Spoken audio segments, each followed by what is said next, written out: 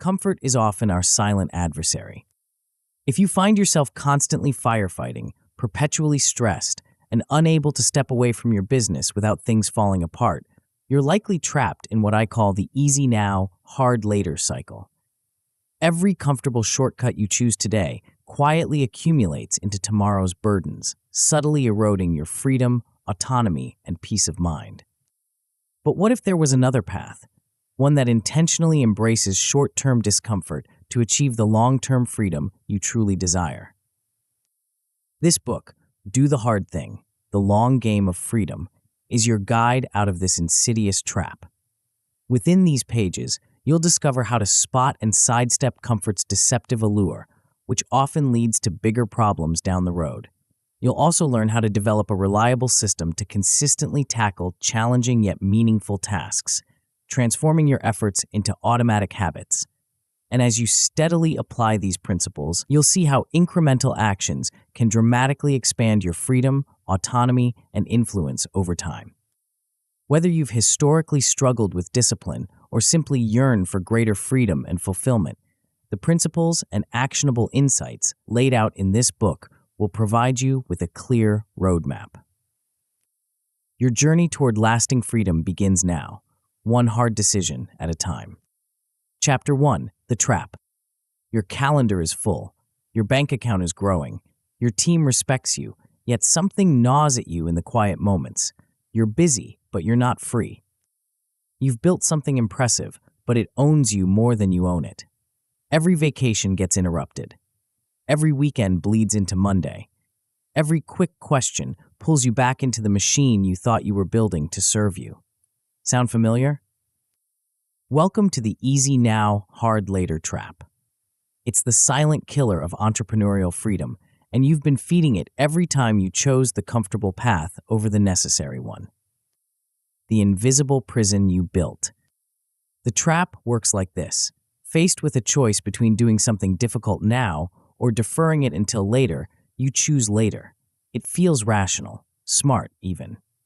Why tackle that complex system documentation today when you could handle 3 quick client calls instead? Why have that uncomfortable conversation with your underperforming team member when you could just work around them for another week? Each deferral feels harmless. Each postponement seems strategic. But you're not postponing, you're borrowing, and the interest rate is brutal. This is comfort debt, and it compounds faster than any credit card. When you skip building that standard operating procedure, you don't just lose an hour of documentation time. You lose every hour you'll spend firefighting the same problem again and again. When you avoid that difficult pricing conversation, you don't just delay discomfort. You lock in months of under-earning and resentment. Consider Sarah, a marketing consultant who built her agency to $40K monthly revenue. Impressive, right? Except Sarah can't take a real vacation. She personally approves every campaign. She's the only one who knows how to handle the difficult clients. She chose comfort over systems for 3 years straight, and now her business is a beautiful prison with herself as the only guard. The math is devastating. Every deferred system becomes 10 future problems. Every avoided decision becomes 20 future decisions. Every shortcut becomes a long detour. You think you're being efficient, but you're actually refinancing your freedom at compound interest. The compound catastrophe. Here's what most entrepreneurs miss. Comfort and difficulty don't just affect today, they create trajectories that compound over time. Choose easy repeatedly, and you build a business that requires your constant presence. Choose hard repeatedly, and you build a business that generates freedom. The compounding works in both directions. Comfort debt doesn't just accumulate, it accelerates. The longer you wait to build that system, the more complex it becomes. The longer you delay that difficult conversation, the higher the stakes get. The longer you avoid learning that new skill, the further behind you fall. Meanwhile, people who chose the hard path early are harvesting what I call the discomfort dividend. They documented their processes when it was tedious, so now they can delegate with confidence. They had the tough conversations when the stakes were lower, so now they have teams that execute without drama. They learned the difficult skills when they had time, so now they have leverage when they need it. Warren Buffett understood this principle decades ago. While other investors chased quick wins and hot trends, Buffett chose the hard path of deep research, patient capital allocation, and long-term thinking. The result? Unmatched autonomy, influence, and wealth. He can spend his days reading and thinking because he prepaid the pain of rigorous analysis when others were chasing easy money. The identity trap. But here's the most insidious part of the trap. It rewrites your identity. Start choosing comfort consistently, and you begin to see yourself as someone who catches up later. You become the person who's always behind, always firefighting, always promising to get organized next quarter. This identity shift is poison. When you see yourself as perpetually behind, you make decisions from scarcity instead of abundance. You accept worse terms because you feel desperate. You avoid bigger opportunities because you don't trust your ability to execute.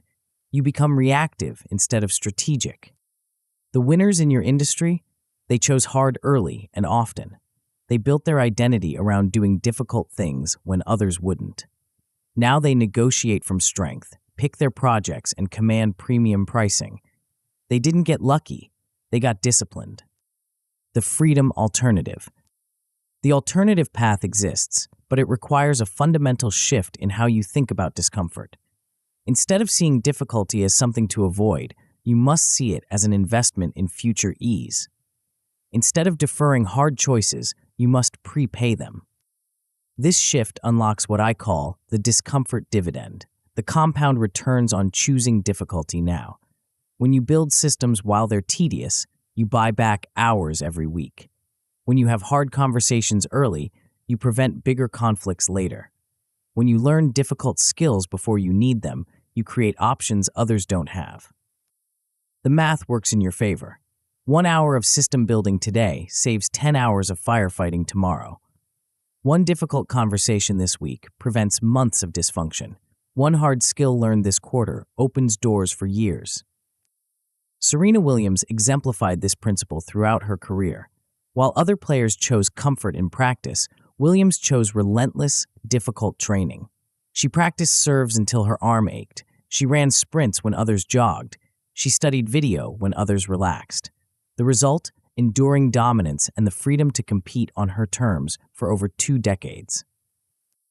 The choice point. You're at a choice point right now.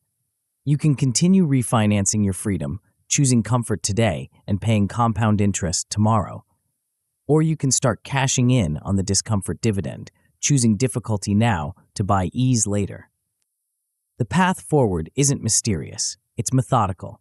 You need a clear vision of what freedom looks like for you, a way to measure progress toward that vision, and a daily practice of choosing hard over easy. You need systems that make difficult choices automatic, consistency that compounds small wins into big results, and patience to let leverage work. Most importantly, you need to understand that the door to freedom is heavy. It doesn't swing easily. But when you pull hard, when you choose discomfort now over comfort later, it opens to reveal a life where your time, income, and work align with your deepest values. The trap is real, but it's not permanent. The next chapter will show you how to map your route to freedom with precision and clarity. Because once you can see where you're going, choosing the hard path becomes inevitable. But first, you have to admit you're trapped, and you have to decide you're ready to do something about it. Before we continue, make sure to subscribe to Grow to the Top and activate notifications to receive more self-improvement tips that will supercharge your growth. And make sure to give this video a thumbs up and share it with your friends. It really helps the channel grow. Thank you for your support. Chapter 2, Freedom Map. Most entrepreneurs chase freedom like a dog chasing its tail. Lots of motion, zero progress, and everyone watching thinks you've lost your mind. You work harder, you hire more people, you launch new products, you optimize your funnels, you attend more networking events. Yet freedom feels as distant as ever. Why? Because you're navigating without a map. Here's the uncomfortable truth. I want more freedom isn't a destination, it's a daydream. And daydreams don't create action plans, They create endless loops of busy work that feel productive but lead nowhere. The most successful people you admire didn't stumble into autonomy. They mapped it. They defined exactly what freedom meant in measurable terms, then worked backward from that future to create a step-by-step plan. This isn't goal setting. It's something far more powerful. The navigation problem. Think about the last time you used GPS. You didn't tell it, "Take me somewhere nice." You entered a specific address. The system calculated the optimal route, estimated arrival time, and guided you turn by turn. When traffic appeared, it rerouted. When you missed a turn, it recalculated. Your business needs the same precision. But instead of mapping routes to physical destinations, you're mapping pathways to autonomy. The problem is, most entrepreneurs treat freedom like a feeling instead of a destination with coordinates. Jeff Bezos understood this principle when he built Amazon. He didn't start with, "Let's sell books online and see what happens." He worked backward from a specific vision, becoming Earth's most customer-centric company. Every decision, every system, every hire was evaluated against that end state. When critics called him crazy for losing money for years, he stayed focused on the map. The result? A business that generates billions while he explores space. This backward approach, what we call backcasting, is the secret weapon of the truly autonomous. While others forecast from their current constraints, the free work backward from their required future. The measurement revolution. But here's where most freedom seekers go wrong. They keep their destination vague. I want more time. I want less stress. I want to work less. These aren't destinations, they're directions. And directions without distances lead to wandering. The breakthrough comes when you attach numbers to autonomy. Not just any numbers, the right numbers. The ones that actually measure independence, not just activity. Most business metrics measure the wrong things. Revenue, profit, customer count. These are lagging indicators of business health, but they don't measure owner freedom. You can have $1 million business and still be trapped. You can have 100 customers and still be indispensable to daily operations. The metric that matters is what I call your owner independence score. It's a simple calculation that reveals how much your business actually depends on you personally. The higher the score, the freer you are. The lower the score, the more trapped you are, regardless of how impressive your revenue looks. This score considers 3 critical factors: time freedom, measured in owner-free hours per week; financial buffer, measured in months of runway without your personal involvement; and operational independence, measured by the percentage of core processes that run without your direct input. When you start measuring these factors, something magical happens. What gets measured gets managed. What gets managed gets improved. What gets improved creates momentum. The backward blueprint. Traditional planning starts with where you are and projects forward. Given our current resources and constraints, what can we achieve? This approach is fatally flawed because it anchors you to your current limitations. Backcasting flips the script. You start with where you need to be and work backward to identify the prerequisites. Given this specific future state, what must be true today to make it inevitable? This isn't fantasy, it's strategic reverse engineering. When NASA planned the moon landing, they didn't start with current rocket technology and hope for the best. They started with a human on the moon and worked backward to identify every system, skill, and milestone required. Your freedom requires the same approach. Start with a specific vision of autonomous life, then reverse engineer the assets, systems, and capabilities that make it possible. The process begins with what I call a freedom press release, a detailed description of your life exactly 36 months from today. Not vague aspirations, but specific details. What does your typical Tuesday look like? How many hours do you work? What decisions require your input? How much cash sits in your business account? What systems run without you? This exercise forces clarity. You can't work backward from more freedom. You can work backward from, I work 20 hours per week, the business generates $50,000 monthly without my daily involvement, and I have 18 months of expenses in cash reserves. The 3-asset rule. Here's what separates successful backcasting from wishful thinking: identifying the specific assets that enable your freedom. Not goals, not strategies, assets. Tangible things you can build, own, and leverage. Most entrepreneurs chase outcomes instead of building assets. They want more revenue instead of building systems that generate revenue. They want more time instead of building processes that create time. They want more options instead of building capabilities that create options. The 3-asset rule forces precision. Look at your Freedom Press release and identify exactly 3 assets that make that life possible. Maybe it's a documented operations manual that enables delegation. Maybe it's a productized service that scales without your time. Maybe it's a content library that attracts clients automatically. These assets become your true priorities. Everything else is noise. Every project gets evaluated against one question: does this build one of my 3 freedom assets, or is it a distraction? Warren Buffett built 3 core assets over decades: a reputation for integrity that attracts deal flow, a decision-making framework that scales without his constant input, and a cash-generating machine that funds opportunities. These assets compound, creating more freedom each year instead of requiring more effort. The 12-week reality check. Dreams without deadlines remain dreams. Your Freedom Press release needs a bridge to today, and that bridge is a 12-week backcast. 12 weeks is the perfect planning horizon, long enough to accomplish meaningful progress, short enough to maintain urgency.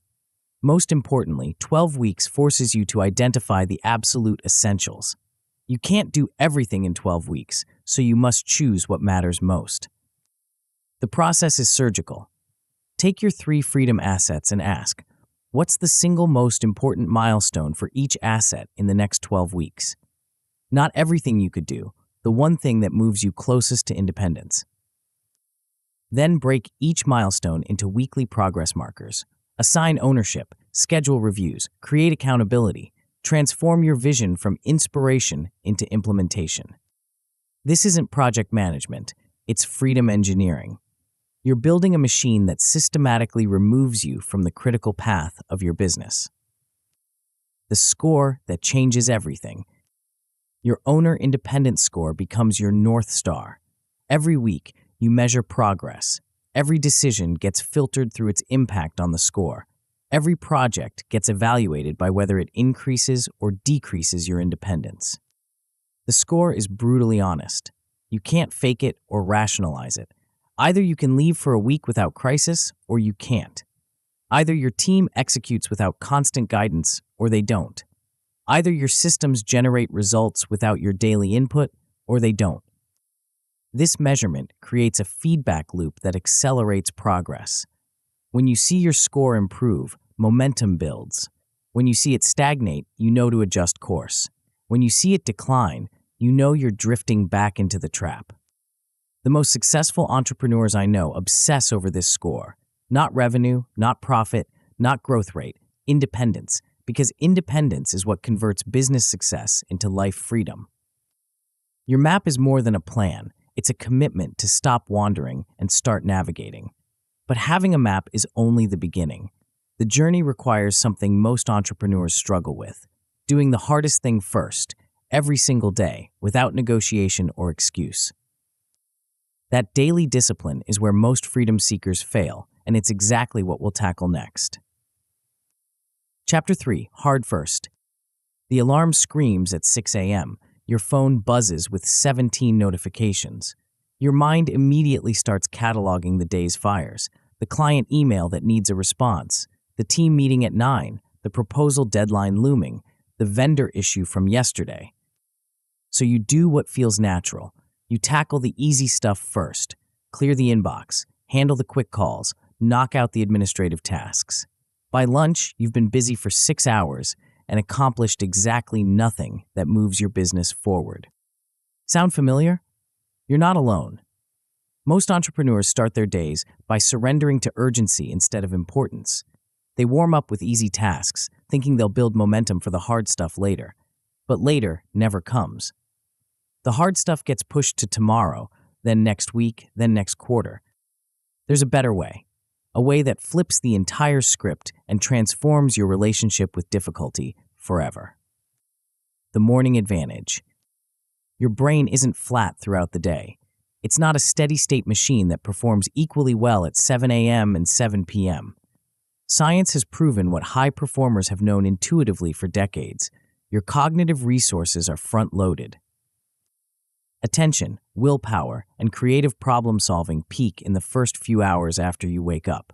This isn't motivational fluff. It's measurable neurological reality. Your prefrontal cortex, the brain region responsible for complex thinking and decision-making, operates at maximum capacity when you're fresh. But here's what most people miss. This advantage has an expiration date. Every decision you make, every email you read, every interruption you handle depletes your cognitive reserves. By afternoon, you're running on fumes. The hard task that would have taken 90 minutes at 8 a.m. now takes 3 hours at 3 p.m., if you can focus on it at all. Admiral William McRaven understood this principle during his Navy SEAL training and later as a commander. He built his entire philosophy around starting each day with the most demanding, precise task, making his bed to military standards. Not because bed making was strategically important, but because completing a difficult task first thing in the morning created a cascade of discipline that carried through the entire day. The principle scales. When you tackle your hardest, highest leverage task first, you don't just complete that task, you set a frame of competence and momentum that influences every subsequent decision. The identity shift. But the real power of this approach isn't tactical, it's psychological.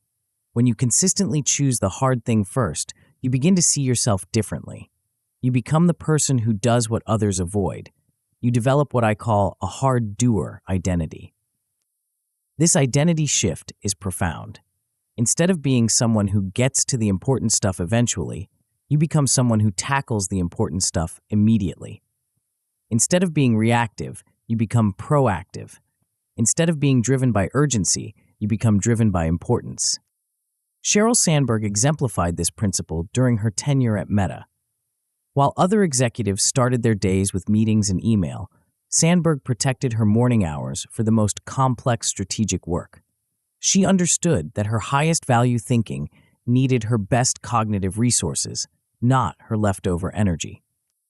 The result wasn't just better work, it was a reputation for exceptional execution that opened doors throughout her career. When you consistently ship difficult work while others are still warming up, people notice. Opportunities flow to those who demonstrate reliability under pressure. Your team notices too. When they see you tackling the hardest problems first thing every morning, they calibrate their expectations accordingly. They stop bringing you trivial issues because they know you're focused on what matters most. They start protecting your morning time because they understand its value. The noon deadline. Here's a truth that will change how you think about productivity. Most days are decided by noon, not by what you accomplish in the afternoon, but by the momentum you create in the morning. When you start with hard work, everything else feels easier by comparison. The client call that seemed daunting becomes manageable. The team meeting that felt overwhelming becomes straightforward. The administrative tasks that usually drain your energy become simple cleanup. But when you start with easy work, the opposite happens. The hard tasks loom larger as the day progresses. Your energy depletes while your to-do list grows. By afternoon, you're tired, scattered, and facing the most important work with the least capable version of yourself. The math is brutal. Start easy, and you spend your peak hours on low-value tasks while saving your depleted hours for high-value work. Start hard, and you spend your peak hours on high-value tasks while using your remaining energy for low-value cleanup. This isn't about working more hours. It's about working the right hours on the right tasks. It's about matching your best energy to your most important work instead of squandering your advantages on trivial pursuits. The sacred block. The implementation is deceptively simple. Create a sacred block of time every morning for your hardest, highest leverage task. Not your most urgent task, not your easiest task, not your most enjoyable task, your hardest task. This block becomes non-negotiable. No meetings, no calls, no emails, no interruptions. Just you, the hard work, and a commitment to ship something meaningful before the rest of the world wakes up. The block doesn't need to be enormous. 60 to 90 minutes is often enough, but it needs to be protected like your life depends on it, because your freedom does. The night before, you prepare. You identify the specific task, define what success looks like, and stage everything you need. No morning decision-making, no hunting for files, no wondering what to work on. You wake up knowing exactly what you're going to accomplish and exactly how you're going to accomplish it. During the block, you ship. Not perfect work, but complete work. A draft, a decision, a specification, a framework, something tangible that moves your business forward. Perfectionism is the enemy of progress, and progress is the enemy of stagnation. After the block, you celebrate. You've already won the day before most people have started theirs. Everything else is bonus. The compound effect. The real magic happens over time. One hard block doesn't change your life, but 30 hard blocks change your quarter. 90 hard blocks change your year. 365 hard blocks change your trajectory. Each morning, victory builds on the previous one. Your tolerance for difficulty increases. Your confidence in tackling complex problems grows. Your reputation for execution strengthens. Your business begins to reflect the quality of your morning discipline. The compound effect works in reverse too. Every morning, you choose easy over hard. You reinforce a pattern of avoidance. You train yourself to defer difficulty. You build an identity around procrastination instead of progress. The choice is binary: compound discipline or compound avoidance. There's no middle ground. There's no "I'll start tomorrow." There's only the decision you make when the alarm goes off and the hard work is waiting. The resistance test. Here's how you know you've identified the right hard task. You'll feel resistance. Your brain will offer compelling reasons to do something else first. You'll suddenly remember urgent emails that need responses. You'll think of easier tasks that seem more appealing. This resistance isn't a bug, it's a feature. It's your internal compass pointing toward the work that matters most. The stronger the resistance, the more important the task. The more you want to avoid it, the more you need to tackle it. Winners lean into resistance. Losers negotiate with it. Winners use resistance as a signal. Losers use resistance as an excuse. The hard task is rarely the most complex task. It's the task with the highest stakes, the most uncertainty, or the greatest potential for impact. It's the task that, once completed, makes everything else easier. But knowing what to do and actually doing it are different challenges entirely.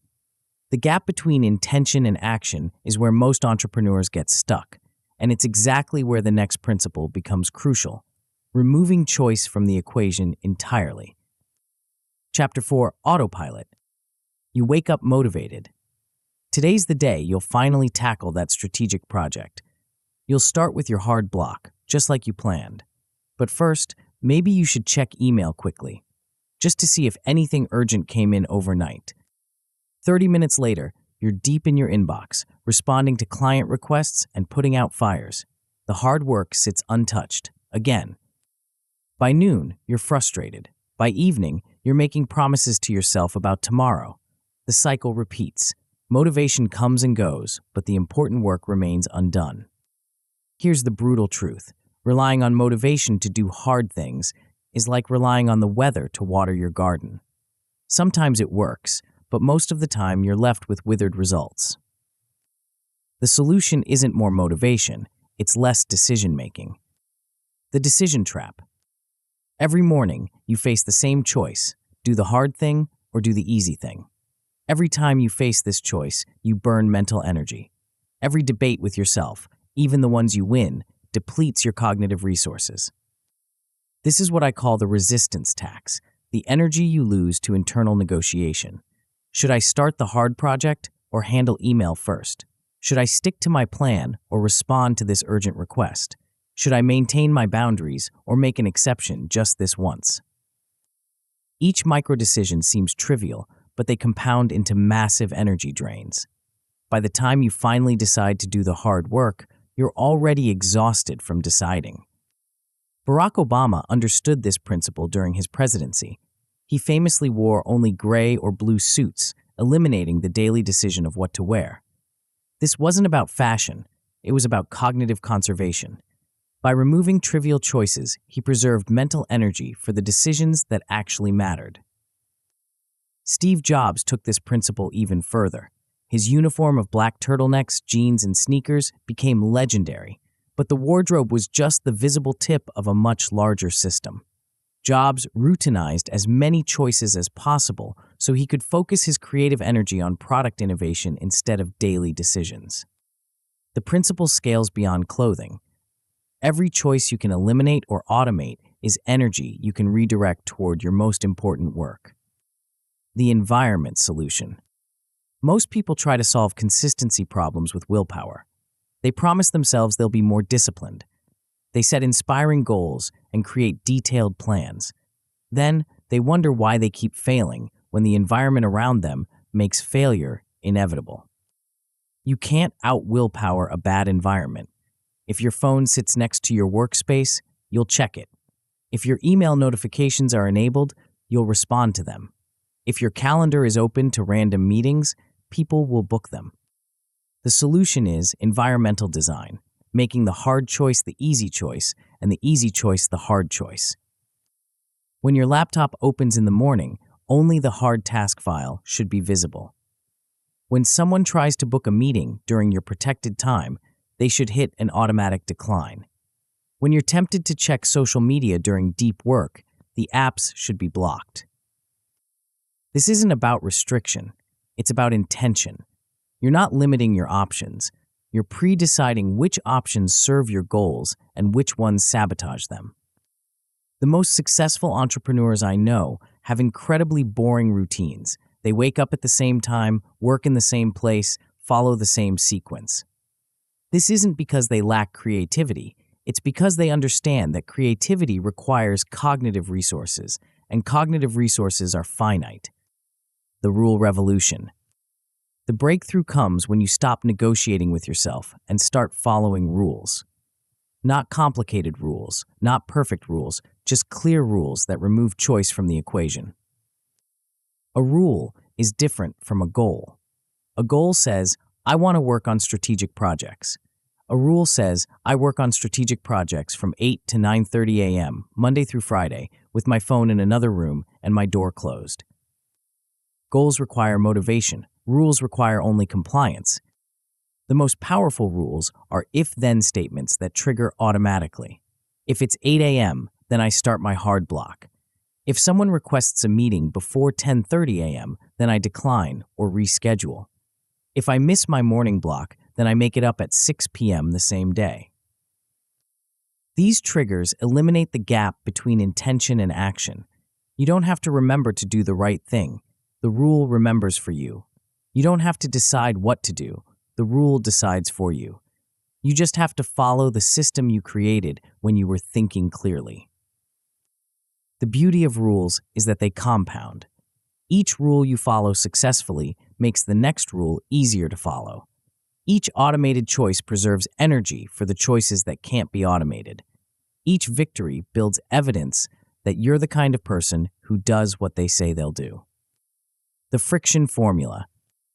The secret to effective rules is understanding friction. You want maximum friction for bad choices and minimum friction for good choices. If you want to stop checking your phone during deep work, put it in another room. The physical effort required to retrieve it creates just enough friction to break the automatic behavior. If you want to start your hard block consistently, stage everything the night before. The reduced friction makes starting easier than not starting. This principle applies to every aspect of your environment. Want to stop getting distracted by email? Close your email client and remove it from your dock. Want to start writing more consistently? Keep a notebook and pen on your desk where you can see them. Want to stop accepting random meetings? Block your calendar during protected hours. Small frictions create big changes.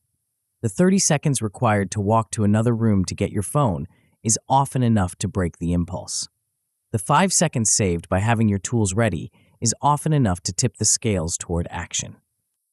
The goal isn't to make bad choices impossible, it's to make good choices inevitable. The streak effect. Once your rules are in place, something magical happens. Streaks begin to form. You follow your hard first rule for 3 days, then 5, then 10. Each consecutive day makes the next day easier to maintain. Streaks create psychological momentum. Breaking a 10-day streak feels different from missing a single day. The longer the streak, the more invested you become in maintaining it. What started as external compliance becomes internal identity. This is why tracking matters. A visible record of your consistency, whether it's marks on a calendar or numbers in a spreadsheet, transforms abstract commitment into concrete progress. You can see your discipline accumulating. You can measure your reliability improving. The streak also creates social accountability. When your team knows you're unavailable before 10:30 a.m., they stop trying to book early meetings. When clients know you respond to email at specific times, they stop expecting instant replies. Your rules become their expectations, creating external pressure to maintain your internal standards. The automation advantage. The ultimate goal of Autopilot isn't rigid compliance, it's effortless execution. When your rules become automatic, you stop thinking about them. You just follow them. The energy you use to spend on decision-making gets redirected toward creative problem-solving. This automation advantage compounds over time. Month 1, following your rules requires conscious effort. Month 3, following your rules feels natural. Month 6, following your rules feels automatic. Month 12, not following your rules feels wrong. At this point, discipline stops being something you do and starts being something you are. You don't have to remember to start your hard block. You just start it. You don't have to resist distractions. They don't occur to you. You don't have to choose the hard path. It's the only path you see. This transformation doesn't happen overnight, but it does happen. Every rule you follow successfully moves you closer to automatic execution. Every choice you eliminate preserves energy for the choices that matter. Every friction you remove makes progress more likely than procrastination. The simplicity standard. The biggest mistake people make with rules is creating too many of them. They try to automate everything at once, creating complex systems that require more energy to maintain than they save. Start with 3 rules, not 10, not 5, 3. Make them simple, specific, and measurable. Follow them consistently for 30 days before adding anything new.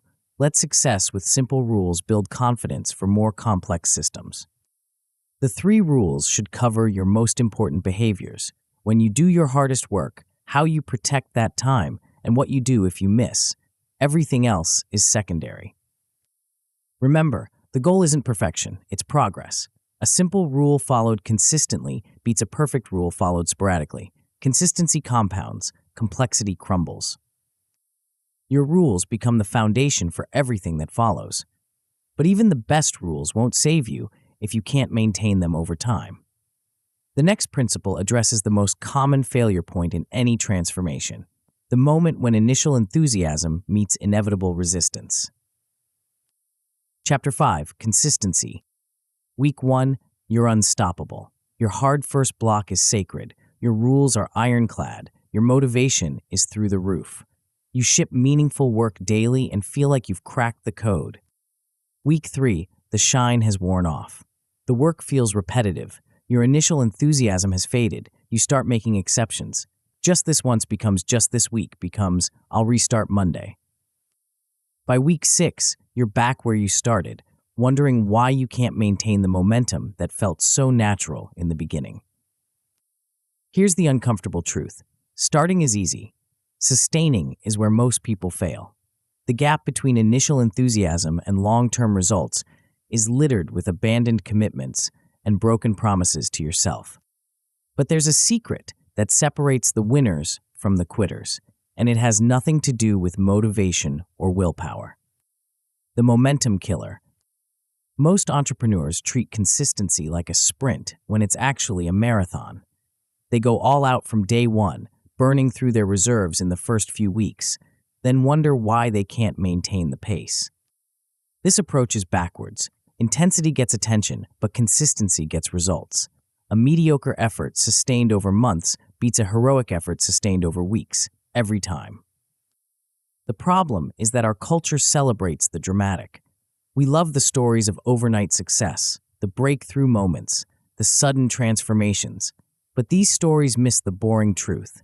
Every overnight success was years in the making through small, consistent actions that nobody noticed. Stephen King understood this principle when he was struggling to make ends meet as a high school janitor and part-time writer. While other aspiring authors waited for inspiration to strike, King committed to writing every single day, even if it was just a few hundred words. He didn't write when he felt like it. He didn't write when the conditions were perfect. He wrote because it was Tuesday, and Tuesday meant writing. This daily practice, maintained for decades, produced over 60 novels and made King one of the most successful authors in history. The secret wasn't talent. It was the relentless accumulation of small efforts over time. The compound advantage. Consistency works because learning curves aren't linear. You don't improve at a steady rate. You improve in waves. Some days feel like breakthroughs. Other days feel like you're moving backward. But underneath the daily fluctuations, something powerful is happening. Adaptation. Your brain is literally rewiring itself to handle difficulty better. Your stress responses are calibrating to higher levels of challenge. Your skills are compounding in ways you can't see day to day, but become obvious month to month. This is why people who stick with hard things for months seem to operate on a different level than those who start and stop repeatedly. It's not that they're more talented. They've simply allowed the compound effect to work. Kobe Bryant exemplified this principle throughout his basketball career. While other players relied on natural ability or sporadic intense training, Bryant maintained what he called the Mamba mentality, a commitment to consistent, deliberate practice regardless of circumstances. He practiced the same fundamental moves thousands of times, gradually increasing the difficulty and complexity. The result wasn't just basketball excellence. It was a reputation for reliability under pressure that made him one of the most clutch performers in sports history.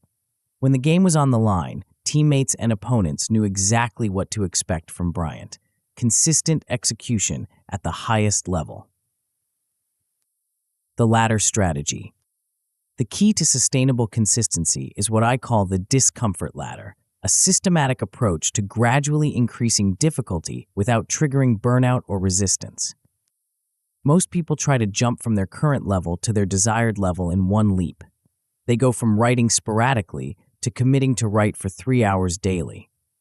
They go from avoiding difficult conversations to scheduling 5 tough meetings in 1 week.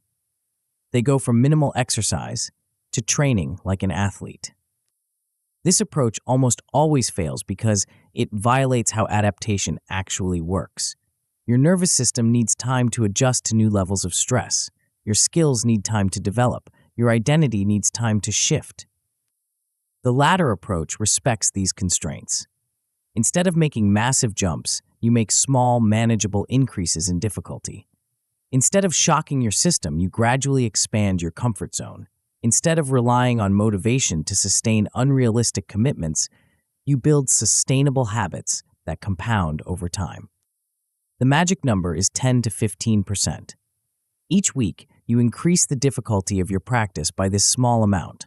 Week 1 might be 60 minutes of deep work. Week 2 becomes 66 minutes. Week 3 becomes 72 minutes. The increases are so small they feel almost trivial, but they compound into significant capability improvements over months. The identity shift. But the real power of consistency isn't in the skills you develop, it's in the identity you build. Every time you follow through on a commitment to yourself, you strengthen the belief that you're someone who does what they say they'll do. Every time you choose the hard path when you don't feel like it, you reinforce the identity of someone who doesn't let feelings dictate actions. This identity shift is profound. Instead of being someone who tries to be consistent, you become someone who doesn't miss. Instead of hoping you'll follow through, you expect to follow through. Instead of surprising yourself when you stick to commitments, you surprise yourself when you don't. The market notices this shift too. Clients, partners, and team members begin to calibrate their expectations around your reliability. They stop wondering if you'll deliver. They start planning around when you'll deliver. This predictability becomes a competitive advantage that opens doors you didn't even know existed. Opportunities flow to the dependable, not the brilliant. When someone needs something done right and on time, they think of the person who always delivers, not the person who sometimes delivers spectacularly. The streak psychology. Tracking your consistency creates a powerful psychological effect. Streak protection. Once you've maintained a streak for several days, breaking it starts to feel like a loss rather than just a missed day. This isn't about perfectionism, it's about momentum. A 10-day streak has psychological weight that a single day doesn't. A 30-day streak feels valuable enough to protect. A 90-day streak becomes part of your identity. The scoring system matters. Instead of binary pass-fail tracking, use a simple 3-point scale. 0 for missing completely, 1 for partial completion, 2 for full completion. This allows for imperfect days without breaking the streak entirely. The goal isn't to score perfectly every day. It's to maintain momentum even when conditions aren't ideal. A partial effort on a difficult day often requires more character than a full effort on an easy day. The reliability premium. As your consistency compounds, something interesting happens in the marketplace. You start commanding a reliability premium. Clients pay more for predictable delivery. Partners prefer working with dependable collaborators. Team members trust leaders who follow through consistently. This premium isn't just financial, it's optionality. When you're known for consistent execution, you get first access to better opportunities. You're invited into conversations that others aren't. You're considered for roles that require proven reliability. The reliability premium compounds over years. Each successful project builds credibility for the next one. Each kept commitment makes the next commitment more valuable. Each demonstration of consistency makes your word worth more in the marketplace. The boredom barrier. The biggest threat to consistency isn't difficulty, it's boredom. After the initial excitement wears off, the daily practice can feel monotonous. The progress becomes less noticeable. The novelty disappears. This is where most people quit. They mistake boredom for lack of progress. They confuse routine with stagnation. They abandon the practice just when it's about to pay dividends. The solution is to vary the context while protecting the core habit. Change where you work, when you work, or how you work, but don't change whether you work. Keep the fundamental commitment intact while introducing enough novelty to maintain engagement. Remember, boredom is often a sign that something is becoming automatic. What feels boring to you is actually your nervous system adapting to a new baseline. The very boredom you want to escape is evidence that the consistency is working. The compound curve. The most important thing to understand about consistency is that results don't appear linearly. You don't get a little bit better each day in a way that's immediately obvious. Instead, you get a lot better over months in a way that seems sudden to outside observers. This delayed gratification is why most people quit before the compound curve kicks in. They expect steady, visible progress and get frustrated when improvement feels slow or invisible. But those who persist through the quiet middle, the period when effort feels high and results feel low, eventually reach the inflection point where small daily efforts produce disproportionate results. The next principle addresses this exact challenge: how to maintain effort and enthusiasm during the inevitable periods when progress feels invisible and results seem distant. Chapter 6: Patience. You've been publishing content for 8 weeks. You've documented your processes. You've built your systems. You've followed your rules religiously. Your consistency is flawless, and nothing is happening. No flood of new clients, no viral breakthrough, no obvious return on all this effort. just silence. The kind of silence that makes you question everything you're doing and wonder if you're wasting your time on strategies that don't actually work. This is the moment when most entrepreneurs quit. Right here, in the quiet middle, when effort feels high and results feel invisible.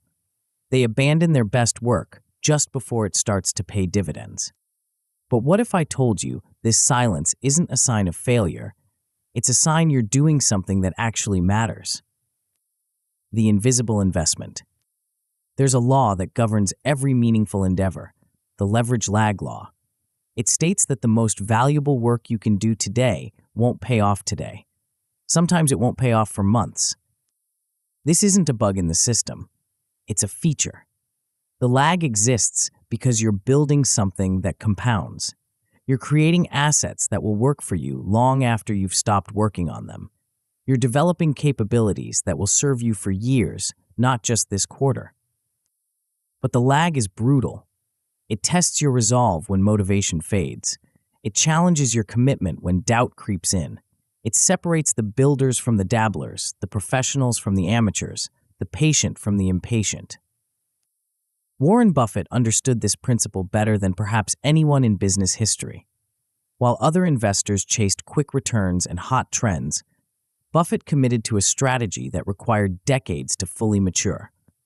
He bought undervalued companies and held them for years, sometimes decades, while critics questioned his approach and markets fluctuated wildly. The result? Compound returns that made him one of the wealthiest people on earth and gave him unmatched autonomy to operate exactly as he chose. But those results didn't appear in year 1 or year 5 or even year 10. They appeared after decades of patient, consistent execution, while others jumped from strategy to strategy. The silence trap.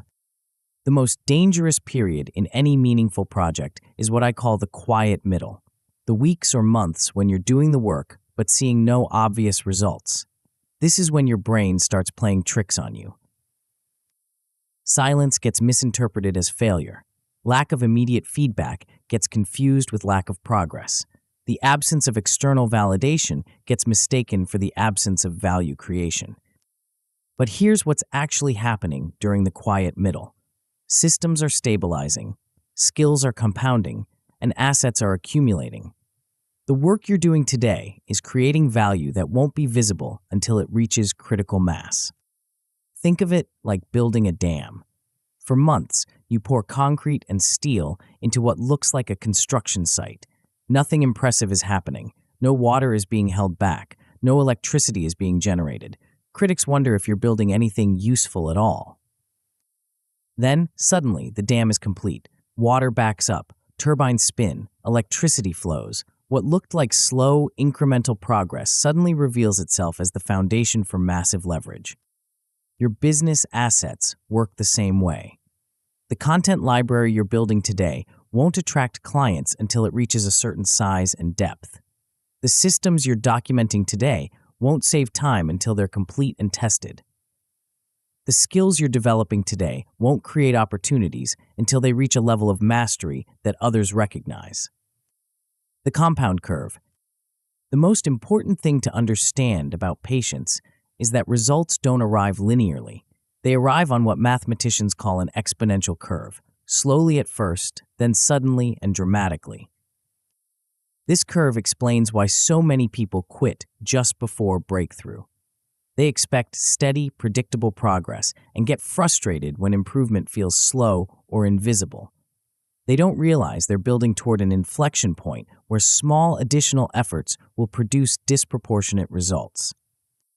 James Dyson experienced this curve firsthand when developing his revolutionary vacuum cleaner. He created 5,126 prototypes over 15 years before achieving the breakthrough that made his fortune. For most of those 15 years, progress felt incremental. Each prototype was slightly better than the last, but none represented a dramatic leap forward. Then prototype 5,127 worked. Not just worked, it revolutionized an entire industry and made Dyson a billionaire. From the outside, it looked like overnight success. From the inside, it was 15 years of patient iteration through thousands of failures.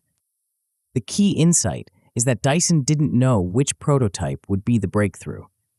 He just knew that each failure brought him closer to success, and that quitting would guarantee failure, while persistence offered the possibility of extraordinary results. The buffer strategy. The solution to the patience problem isn't just gritting your teeth and hoping for the best. It's strategically designing buffers that allow you to survive the lag period without abandoning your best work. You need 3 types of buffers: time, cash, and morale. Time buffers mean committing to meaningful projects for at least 12 weeks, regardless of early results. 12 weeks is long enough for systems to stabilize and patterns to emerge, but short enough to maintain focus and urgency. Shorter commitments don't allow time for compounding to work. Longer commitments become abstract and lose psychological weight. Cash buffers mean ensuring you have enough runway to fund patient strategies without panicking about short-term revenue. This might mean maintaining a base level of client work while building longer-term assets, or cutting expenses to extend your runway, or creating quick-win offers that fund your patient strategies. Morale buffers mean tracking leading indicators instead of lagging results. Instead of measuring revenue from your content strategy, measure content published. Instead of measuring clients from your networking efforts, measure relationships built. Instead of measuring profit from your new systems, measure processes documented. These leading indicators serve as proof that you're making progress even when results aren't visible yet. They provide the psychological fuel needed to persist through the quiet middle. The expectation reset. Most entrepreneurs sabotage their own patience by setting unrealistic expectations about timing. They expect their content to go viral in week 3. They expect their systems to save time immediately. They expect their skills to create opportunities instantly. These expectations aren't just wrong, they're counterproductive. When reality doesn't match expectations, doubt creeps in. When doubt creeps in, commitment wavers. When commitment wavers, consistency breaks down. When consistency breaks down, the compound curve never gets a chance to work. The solution is to reset expectations based on how leverage actually works. Good strategies need time to be recognized. Assets need cumulative exposure before they generate returns. Skills need practice before they create opportunities. This doesn't mean lowering your standards. It means aligning your timeline with reality. It means understanding that the most valuable work often feels invisible until it suddenly becomes obvious. The competitive advantage. Here's the paradox of patience. In a world obsessed with instant gratification, the willingness to wait becomes a massive competitive advantage. While others chase quick wins and abandon strategies after a few weeks, you can commit to approaches that require months or years to mature. This patience allows you to pursue strategies that others can't or won't pursue. You can build content libraries while others chase viral posts. You can develop deep expertise while others jump from trend to trend. You can create systematic approaches while others rely on hustle and luck. The patient entrepreneur operates in a different game entirely. They're not competing for this quarter's results. They're building assets that will dominate next year's market. They're not optimizing for immediate feedback. They're optimizing for long-term leverage. The persistence test. The quiet middle is ultimately a test. It's testing whether you believe in your strategy enough to persist when evidence is scarce. It's testing whether you can maintain effort when motivation fades. It's testing whether you're building a business or just playing business. The entrepreneurs who pass this test, who keep shipping during silence, who maintain consistency without immediate rewards, who trust the process when results are invisible, are the ones who eventually harvest the compound returns. The entrepreneurs who fail this test join the majority who start strong, fade fast, and wonder why their efforts never seem to compound into meaningful results. The choice is binary: quit in the quiet or persist through the lag. There's no middle ground. There's no partial credit for almost finishing. There's only the decision to keep going when going gets boring. But patience alone isn't enough. Even the most patient entrepreneur will fail, if their efforts aren't building towards something that can scale. The next principle addresses how to ensure your hard work compounds into assets that multiply your impact far beyond your personal effort. Chapter 7, Leverage. You've mastered the hard first principle. Your consistency is unbreakable. Your patience has carried you through the quiet middle. You're shipping meaningful work every day and building momentum that others notice. But there's a problem lurking beneath your success. You're still trading time for money. You're still essential to every outcome. You're still the bottleneck in your own business. You've built a sophisticated job, not a scalable business. And sophisticated jobs, no matter how well paid, are still prisons.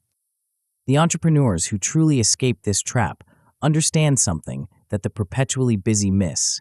Hard work is just the ignition. The real power comes from what you do with that work once it's done. The linear trap. Most entrepreneurs get stuck in what I call the linear trap. They work harder, they earn more. They work less, they earn less. Every dollar requires a corresponding hour. Every outcome demands their personal involvement. Every client needs their direct attention. This approach has a ceiling. There are only so many hours in a day, only so much energy in your body, only so much attention in your mind. When you hit that ceiling, growth stops. When growth stops, freedom becomes impossible.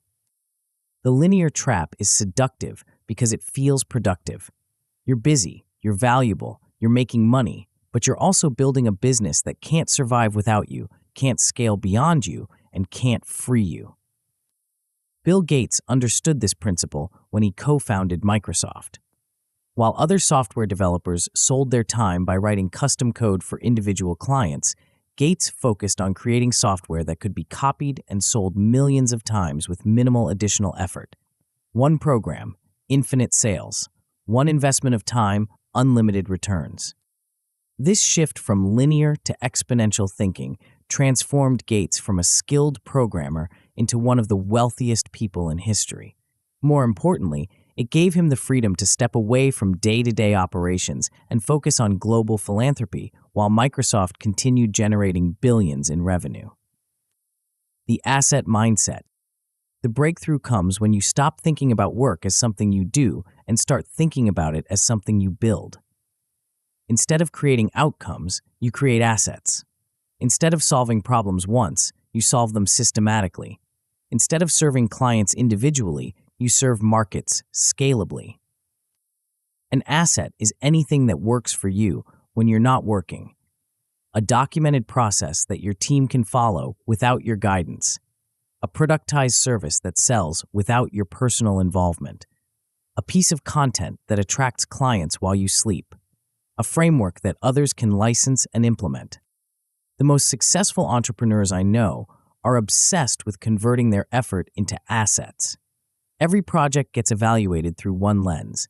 Does this create something reusable, or is it just another one-off task? This mindset shift is profound. Instead of asking, how can I solve this problem? You ask, how can I solve this type of problem forever? Instead of asking, how can I serve this client? You ask, how can I serve this type of client systematically? Instead of asking, how can I create this outcome? You ask, how can I create this type of outcome repeatedly? The freedom flywheel.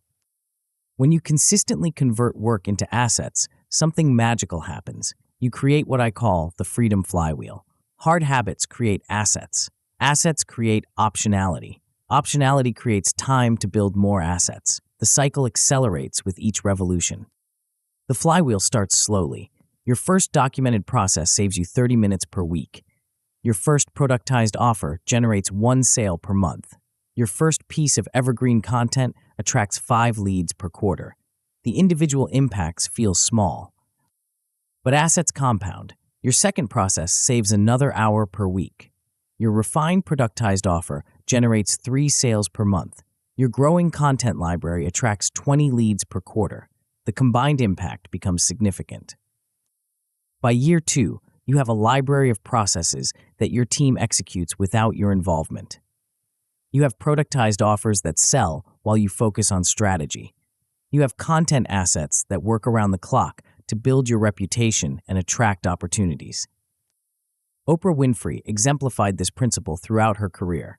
Instead of just hosting a talk show, she built a media empire. She created Harpo Productions to own her content. She launched O Magazine to extend her influence. She developed the Oprah Winfrey Network to control distribution. Each asset reinforced the others, creating a flywheel of influence and revenue that continues generating returns decades later. The key insight is that Winfrey didn't just work in media, she built media assets that worked for her. She didn't just create content, she created systems for creating content.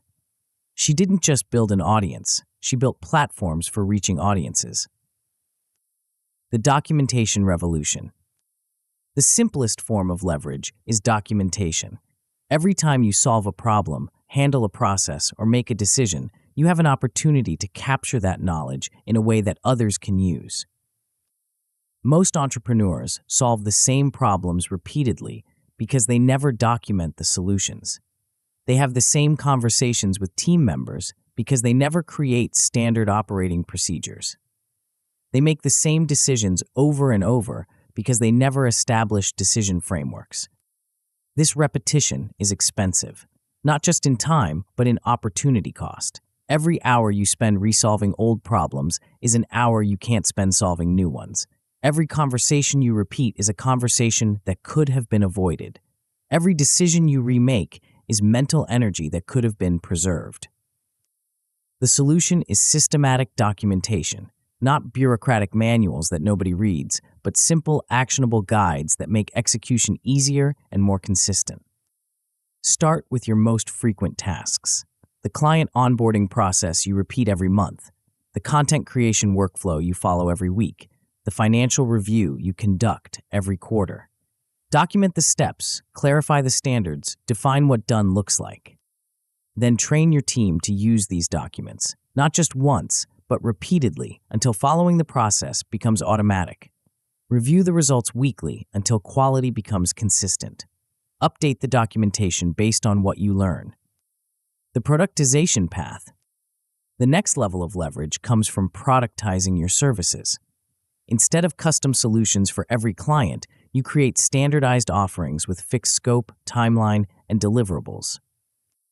This shift feels counterintuitive. Won't clients want customization? Won't standardization reduce quality? Won't fixed pricing leave money on the table? The opposite is true. Clients prefer predictability over customization. They want to know exactly what they're getting, when they'll get it, and what it will cost. Uncertainty creates anxiety. Clarity creates confidence. Standardization improves quality because it allows you to perfect your process. When you solve the same type of problem repeatedly using the same methodology, you get better at solving it. You identify edge cases, refine your approach, and eliminate inefficiencies. Fixed pricing increases profitability because it forces you to optimize for efficiency rather than hours. When you can't charge more by working longer, you have to charge more by working smarter. Beyoncé demonstrated this principle when she launched Parkwood Entertainment. Instead of just performing as an artist, she created a company that could produce music, manage talent, and control distribution. She productized her creative process, turning her artistic vision into scalable business assets. This approach allowed her to maintain creative control while building sustainable revenue streams. She didn't just create albums, she created systems for creating albums. She didn't just perform concerts, she created frameworks for producing experiences. The content engine. The highest form of leverage is content that works while you sleep. Articles that attract prospects, videos that demonstrate expertise, frameworks that get shared and referenced, tools that solve problems for thousands of people simultaneously. Content leverage is different from other forms of leverage because it scales infinitely with zero marginal cost. A blog post can be read by one person or 1 million people with the same effort from you.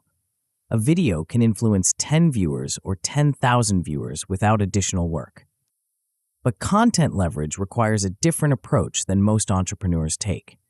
Instead of creating random pieces of content when inspiration strikes, you need to build a content engine that produces valuable assets systematically. This means choosing themes that align with your business goals. It means batching creation to achieve efficiency. It means tracking metrics that matter, not just views or likes, but leads generated, relationships built, and opportunities created. Most importantly, it means thinking of each piece of content as an asset that should work for years, not just weeks. Evergreen content that remains relevant, frameworks that get referenced repeatedly, tools that solve enduring problems. The compound effect. The real magic happens when your assets start reinforcing each other. Your documented processes make your productized services more efficient. Your productized services provide case studies for your content. Your content attracts clients for your services. Each asset amplifies the others. This compound effect transforms your business from a collection of activities into an integrated system. Instead of managing dozens of separate tasks, you're orchestrating a few key assets that generate multiple types of value. The transformation doesn't happen overnight, but it does happen. Month by month, your assets accumulate. Quarter by quarter, their combined impact grows. Year by year, the flywheel spins faster. Eventually, you reach a tipping point where your assets generate more value than your direct effort. Your business becomes anti-fragile. It gets stronger when you step away because the systems have room to operate without your interference. But even the most sophisticated leverage system has a fatal flaw. It can be destroyed by a single moment of complacency. The next principle addresses how to protect everything you've built from the subtle enemy that destroys more businesses than any external threat. Chapter 8, Guardrails. Success is dangerous. You've built your systems. Your assets are generating returns. Your team is executing without constant supervision. Your calendar has breathing room. For the first time in years, you feel like you're winning. Then something subtle happens. You start sleeping in an extra 15 minutes because you've earned it. You skip your hard first block because just this once won't matter. You accept a meeting during your protected time because this client is really important. Each exception feels justified. Each compromise seems reasonable. Each small drift appears harmless. 6 months later, you're back where you started. Busy, stressed, and wondering how you lost the freedom you worked so hard to build. The victory trap. There's a cruel irony in achievement. The very success that should liberate you often becomes the thing that traps you again. Not because success is bad, but because success changes the game in ways most entrepreneurs don't anticipate. When you're struggling, discipline is easy to maintain. Every choice feels consequential. Every compromise threatens your survival.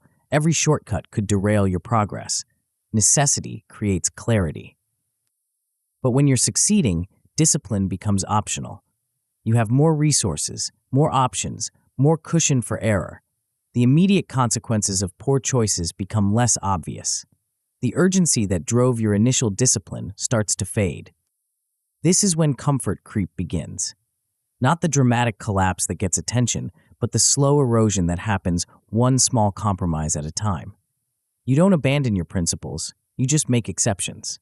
You don't quit your systems, you just modify them slightly. You don't stop working hard, you just redefine what hard means. The result is the same, a gradual drift back toward the easy now, hard later trap that you worked so hard to escape. The adaptation problem.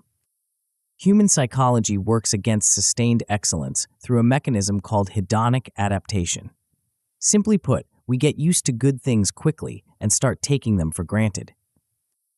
The freedom that felt revolutionary in month 3 feels normal in month 12. The systems that seemed miraculous when you first implemented them become invisible background processes. The results that once excited you become expected baseline performance. This adaptation isn't a character flaw, it's how our brains are wired. We're designed to normalize improvements so we can focus on new challenges. But this same mechanism that helps us adapt to positive changes also makes us vulnerable to losing them. When freedom becomes normal, protecting it becomes less urgent.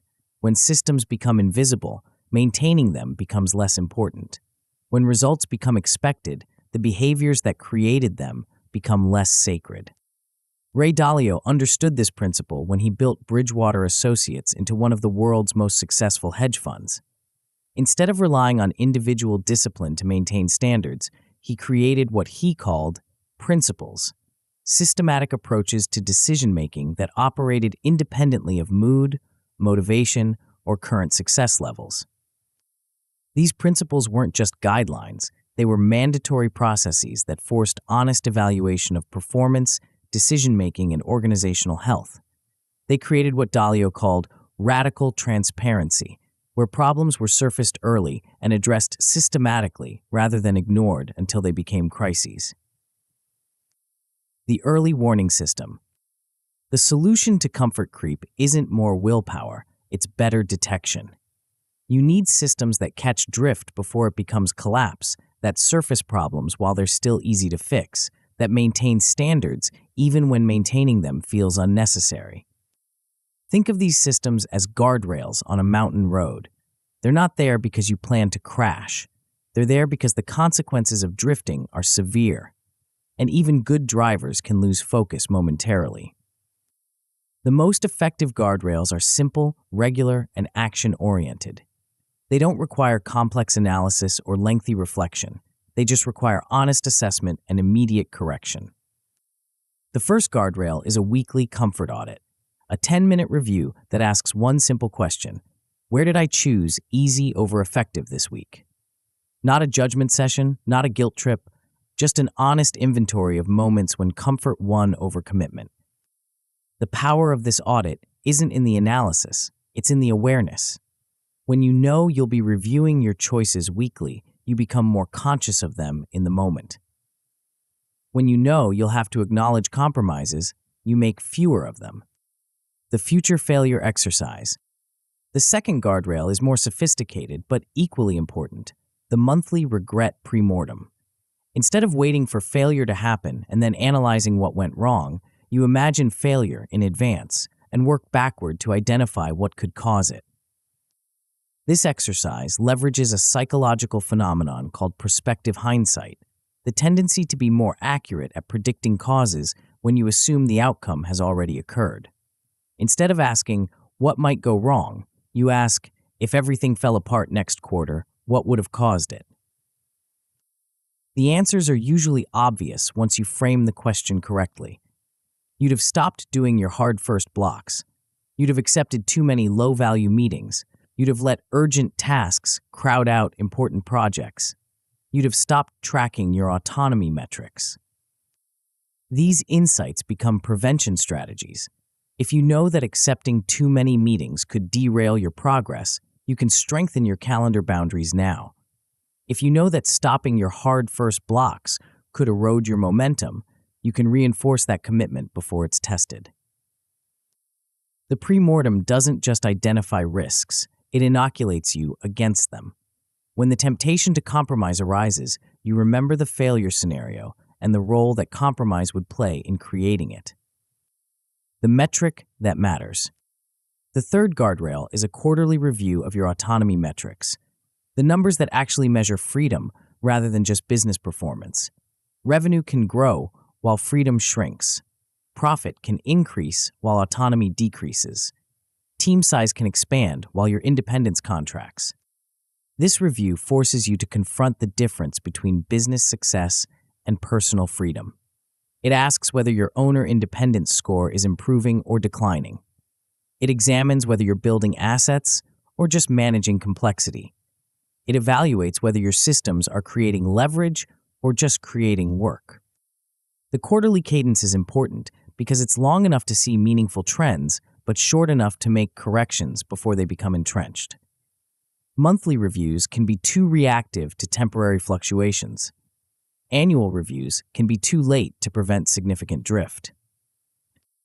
During this review, you don't just measure current performance, you also evaluate the systems themselves. Which rules are still serving you? Which processes need updating? Which metrics need refinement? Which guardrails need strengthening? This meta-level evaluation ensures that your systems evolve with your business rather than becoming rigid constraints that no longer fit your reality. The prevention mindset. The most important aspect of guardrails isn't the specific processes, it's the mindset they represent. Instead of assuming that good habits will maintain themselves, you assume they need active protection. Instead of waiting for problems to become obvious, you look for early warning signs. Instead of reacting to drift after it happens, you prevent it before it starts. This prevention mindset extends beyond personal habits to business systems. You don't wait for team performance to decline before reviewing processes.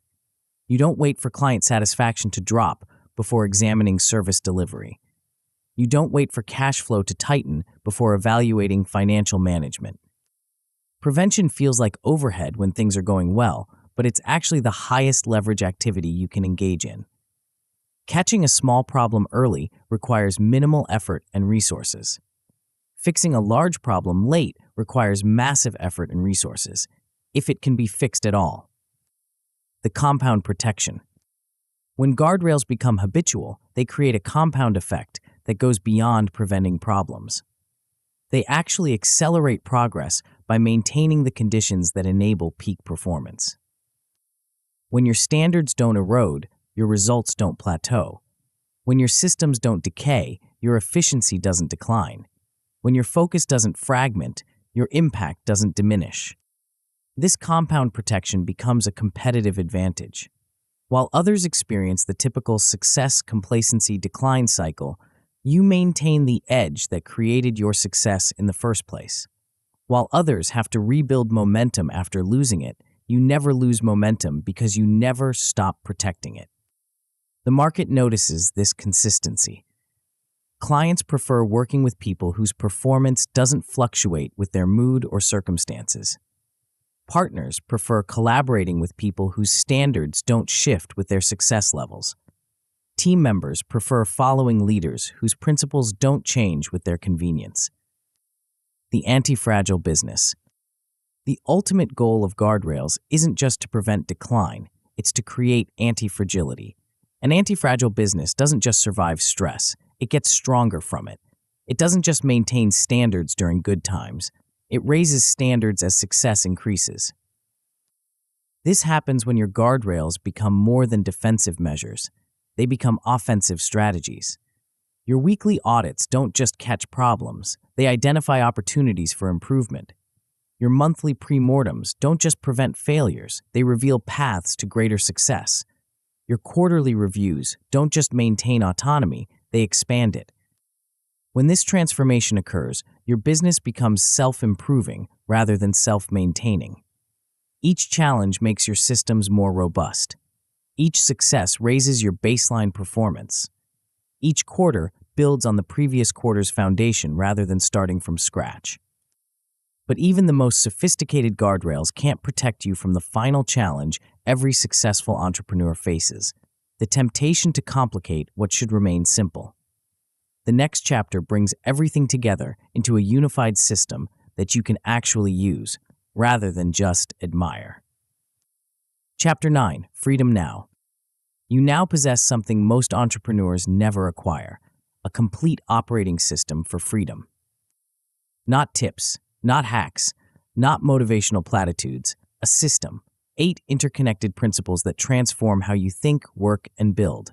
A framework that converts the chaos of entrepreneurship into the calm of autonomy. But knowledge without action is just expensive entertainment.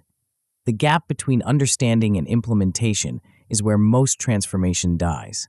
So let's bridge that gap right now, today, before you close this book and return to the comfortable patterns that got you trapped in the first place. The integration effect. Each principle in this book is powerful alone. Together, they create something extraordinary, a self-reinforcing cycle that makes freedom inevitable rather than accidental. Your freedom map provides direction. You know exactly what autonomy looks like and how to measure progress toward it. Your hard first principle provides momentum. You tackle the most important work when you're strongest. Your autopilot rules provide consistency. You remove choice from the equation and make progress automatic. Your consistency ladder provides growth. you gradually expand your capacity for difficult work. Your patience buffer provides endurance. You persist through the quiet middle when others quit. Your leverage assets provide multiplication. Your work compounds into systems that work without you. Your guardrails provide protection. You catch drift before it becomes collapse and maintain standards as success arrives. The magic happens in the integration. Each principle supports the others. Each habit makes the next habit easier. Each system strengthens the entire framework. What starts as conscious effort becomes unconscious competence. What begins as discipline becomes identity. You stop being someone who tries to be disciplined and become someone who doesn't negotiate with themselves. You stop being someone who hopes to build systems and become someone who converts work into assets automatically. You stop being someone who wants more freedom and become someone who operates from autonomy. The negotiation advantage. This identity shift creates a profound change in how you operate in the world. When you're no longer desperate for any opportunity, you can be selective about the right opportunities. When you're no longer dependent on any single client, you can set terms that serve your mission. When you're no longer essential to daily operations, you can focus on strategic decisions that multiply your impact. You negotiate from strength, not need. Your calendar serves your priorities, not other people's urgencies. Your pricing reflects your value, not your desperation. Your partnerships align with your vision, not your survival requirements.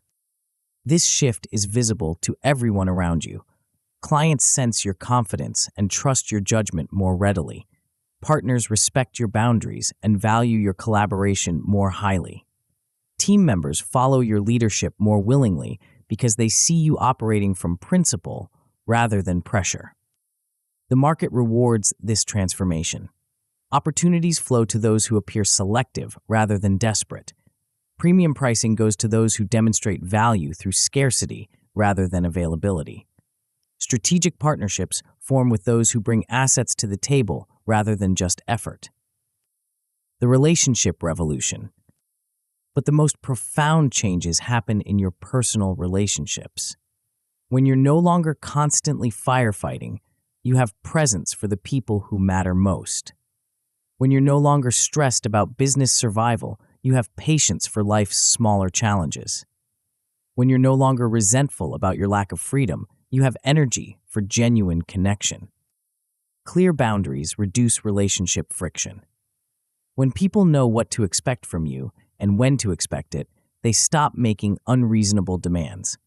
When your availability is predictable, others plan around it rather than resenting it. When your standards are consistent, others respect them rather than testing them. Reliability builds trust in ways that grand gestures never can. Your partner knows you'll be present for important moments because your systems protect your time. Your children know you'll follow through on commitments because you've built an identity around keeping your word. Your friends know you'll be available when needed because you've created margin in your life. This trust compounds over time. Relationships deepen when people can depend on your consistency. Intimacy grows when presence isn't competed for by urgent distractions. Love flourishes when it's not constantly interrupted by business crises. The capability expansion. The practical capabilities you'll develop through this system extend far beyond business success. You'll ship meaningful work daily without drama because you've automated the decision-making process. You'll step away from operations weekly without anxiety because your systems run independently. You'll take real vacations quarterly without guilt because your assets generate value while you're absent. These aren't theoretical possibilities. They're inevitable outcomes of consistent application. When you follow the system produces the results. When you trust the process delivers the freedom. But the capabilities compound beyond what's immediately visible. Your tolerance for difficulty increases, allowing you to tackle challenges that would have overwhelmed you previously. Your confidence in execution grows, enabling you to commit to bigger opportunities.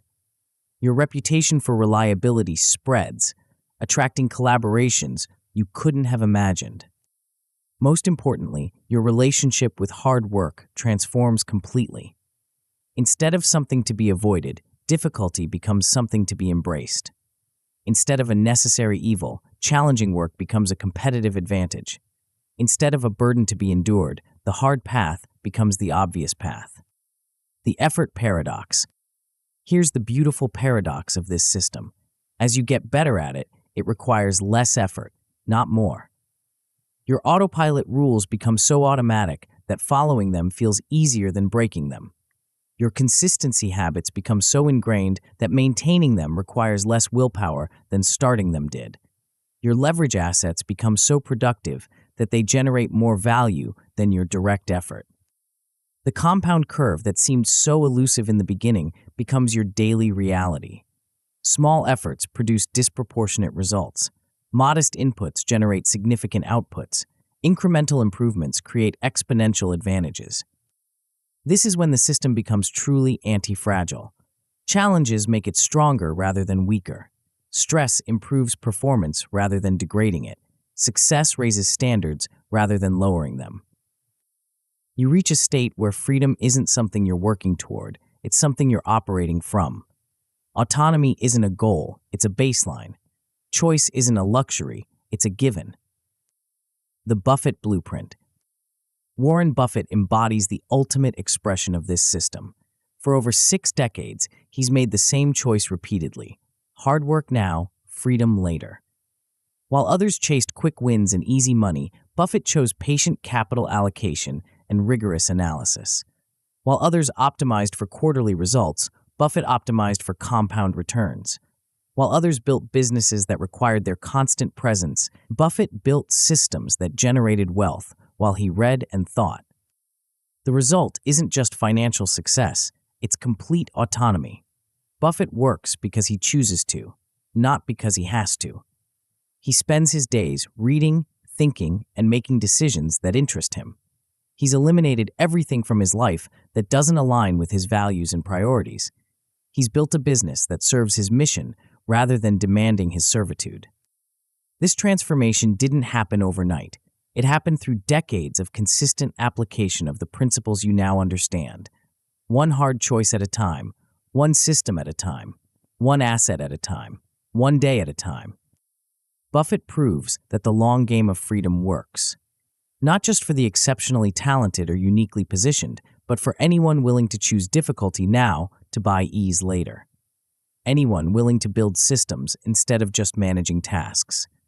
Anyone willing to invest in assets instead of just generating income. Your first move. The system works, but only if you work the system. And working the system starts with a single action: opening your calendar and blocking 90 minutes tomorrow morning for your first hard first session. Not next week, not next month, tomorrow. Right now, before you do anything else, open your calendar. Find the earliest available 90-minute block. Label it Hard First Block. Set it to recurring daily. Decline any meetings that conflict with it. Then, write a 3-line brief for tomorrow's session. What's the single hardest, highest leverage task you've been avoiding? What would success look like? What specific deliverable will you ship by the end of the block? Stage everything you need tonight. Open the files, prepare the materials, eliminate the friction, remove the excuses. Set 2 alarms, one to start, one to ship. Protect that block like your future depends on it, because it does. This isn't about perfection. Your first session won't be flawless. Your initial deliverable won't be masterful. Your early consistency won't be perfect.